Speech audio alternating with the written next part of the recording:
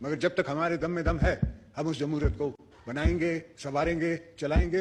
दोस्त मुझे कहते हैं कि दिवालिया हो गया और ये हो गया और वो हो गया।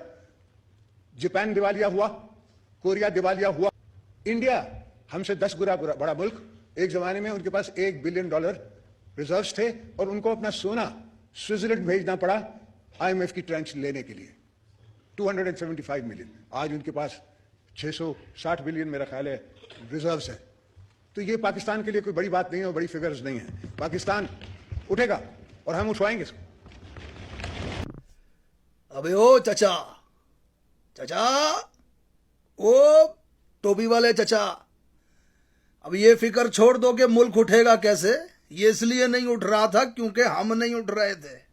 अब हम बैसियत कौम उठ गए हैं, इंशाअल्लाह ताला ये उठ जाएगा। तुम ये बताओ इसको लेटाया किसने है।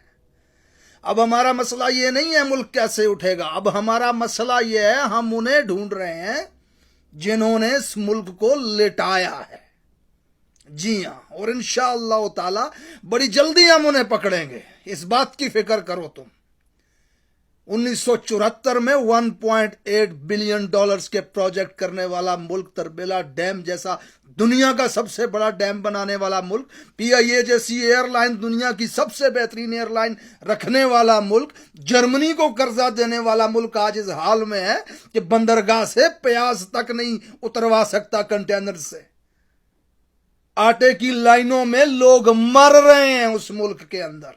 तुम्हारे एक अकाउंट में स्विस के अंदर $1.8 बिलियन पड़ा हुआ है, सिर्फ एक अकाउंट में, और 22 करोड़ के इस मुल्क के पास 1 बिलियन के फॉरेन रिजर्व भी नहीं बचे हैं। तुम बात करते हो जमहूरियत की। तुम्हारी जमहूरियत, सुप्रीम कोर्ट के मुअज्जज जज को इक्तदार के ईवान की कुर्सी पे बिठा के ये आया हमें भाषण देना जमहूरियत का।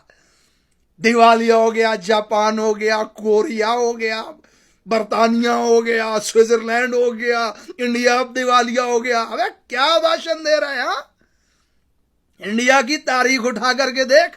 नरेंद्र मोदी, मनमोहन सिंह, नरसिम्हा राव, अटल बिहारी वाजपेयी, ये सब क्या आपस में मियां बीवी थे? हैं? क्या लगते हैं ये आपस में? जमहूरी तरीके से इक्तदार पे आने वाले लोग हैं ये, तुम्हारी तरह नहीं।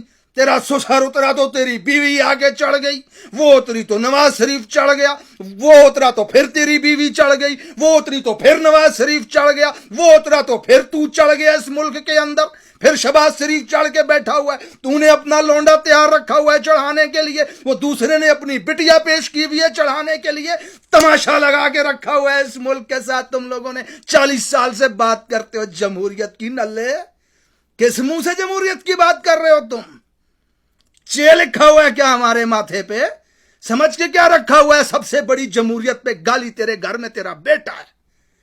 किस काबिलियत पे पार्टी का चेयरमैन बना करके बिठाया हुआ है तुमने उसको? तुम्हारी पार्टी में 60 साल लोग बैठे हुए जो 40 साल से 50 साल से सियासत कर रहे हैं इस मुल्क के अंदर, लेकिन चेयरमैन तो तेरा लोंडा होगा। जमहूरियत के ऊपर धब्बा। 27 साल तेरी लड़की जलसे पे आकर के स्टेज पे खड़ी होकर के खुद को कायद कहलवाती है और नारे लगवाती है लोगों से, कायद आसिफा भुट्टो के, जबकि उसके पीछे 74 साल बूढ़ा पाकिस्तान का वजीर आजम रहने वाला यूसुफ रजा गिलानी तालियां बजा रहा होता है। ये जमहूरियत तेरी, तो तेरी जमहूरियत पे बात करते हो। जमहूरियत को हम पन पाएंगे? तेरी जमहूरियत एक बयान दे दे अगर कोई कानून के हक का तेरी पार्टी में, तो 3 से 4 घंटा नहीं लगाता तू उसे पार्टी से निकालने में। वो मुस्तफा खोखर के साथ क्या किया, एतजाज हसन के साथ क्या किया, आज एक दूसरे को तुमने निकाल दिया कि कानून की बात कर रहे हैं, जमहूरियत की बात। हमारे को चूना लगा रहे हो क्या यहां पे जमहूरियत के नाम से? इस मुल्क की कौम का मसला समझो। अब हमारा मसला यह नहीं है कि मुल्क कैसे उठेगा, अब हमारा मसला ये है हम उन्हें ढूंढ रहे हैं जिन्होंने इसको लेटाया है। उठ वो इसलिए नहीं था रहा क्योंकि हम सो रहे थे। अब हम उठ गए, इंशाअल्लाह ताला उठ जाएगा, मेरा ईमान है। अल्लाह ताला कुरान में फरमाता है तब तक वो किसी कौम की हालत को नहीं बदलता जब तक वो खुद अपनी हालत को बदलने की कोशिश ना करें। 70 साल से मुझे बुजुर्गों से शिकायत है कि उन्होंने अपनी हालत को बदलने की कोशिश नहीं की। اب جا کر کے یہ عوام اپنی حالت کو بدلنے کی کوشش کر رہی ہے. ان کی حالت بدل جائے گی. تو فکر کر، اس ملک میں جنہوں نے اس ملک کو لٹایا ہے، اس حال پہ پہنچایا ہے، ان میں تیرا نام آنے والا ہے انشاءاللہ تعالی.